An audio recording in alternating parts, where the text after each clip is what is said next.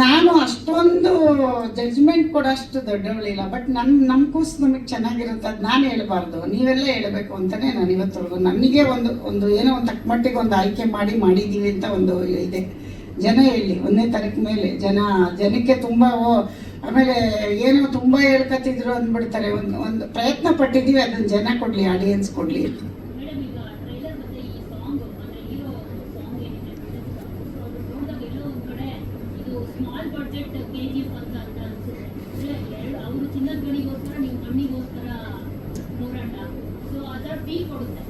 ಹೌದಾ? ಅಲ್ಲ, ನೀವು ಹಂಗ ಅನ್ಕೊಂಡ್ರೆ ಒಳ್ಳೇದೇನೆ, ಬಟ್ ಅವರಷ್ಟು ಚಿನ್ನ ತೆಗಿಯಕ್ಕಾಗ್ತಿದ್ರು ಮಣ್ಣಾರು ತೆಗ್ದಿದ್ದೀವಲ್ಲ. ಚಿನ್ನಕ್ಕೆ ಬೆಲೆ ಜಾಸ್ತಿ, ಮಣ್ಣು ಈಸಿಯಾಗಿ ಗೆಲ್ಬೇಕಾದ್ರೆ ನಮ್ಮನೆ ತೋಟದಲ್ಲೂ ಸಿಗುತ್ತಲ್ಲ.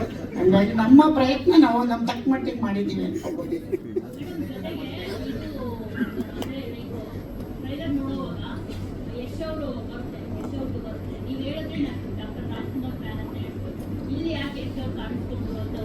ಯಶ್ ಅವ್ರದ್ದು ನಾನಲ್ಲ, ಹುಡುಗಿ ಅಭಿಮಾನಿ ಅಂತ ಇವರು ಮೇಡಮು. ಸಿನಿಮಾದಲ್ಲಿ ಮಾತುಕತೆ ಆಗ್ಬೇಕಾದ್ರೆ ಡೈರೆಕ್ಟರ್ ಹತ್ರ ಡಿಸ್ಕಷನ್ ಮಾಡಿದ್ರಂತೆ ಯಾರನ್ನ ಹಾಕೋದು ಅಂತ. ಅವಾಗೇನು ಗೊತ್ತೇ ಇಲ್ಲ ಅವ್ರಿಗೆ ನಮ್ಮ ಪ್ರಾಜೆಕ್ಟ್ ಅಂತ. ಇವರೆಲ್ಲ ಸೇರಿ ಇಲ್ಲ ಯಶ್ ಅವ್ರದ್ದು ಹಾಕೋಣ ಅಂದ್ಬಿಟ್ಟು ಹಾಕಿರೋದು. ಬಟ್ ಹಾಕುವಾಗ ನಾನು ಬೇಡ ಅನ್ನೋಕ್ಕಾಗಲ್ವಲ್ಲ, ಹಾಕ್ಲಿ ಬಿಡಿ ಅಂತ ಹೇಳಿ ಹಾಕ್ಸಿದ್ದೀವಿ ಅಷ್ಟೇ. ಇವಾಗಿನ ಟ್ರೆಂಡಲ್ಲಿ ಹೀರೋ ಇದ್ದಾರೆ ಅಂತ ಅನ್ಕೊಂಡಿದ್ದೀವಿ ಅಷ್ಟೇ.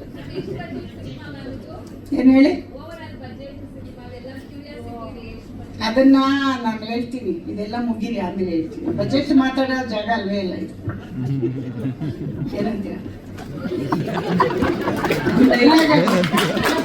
ಬಜೆಟ್ ಮಾತಾಡೋದು ಜಾಗ ಅಲ್ವೇ ಅಲ್ವಲ್ಲ, ಅದೆಲ್ಲ ಹೇಳೋದು ಕೂತ್ಕೊಂಡು ಒಂದ್ಸರಿ ಲೆಕ್ಕ ನೋಡ್ತೀನಿ ಆಮೇಲೆ ಹೇಳ್ತೀನಿ.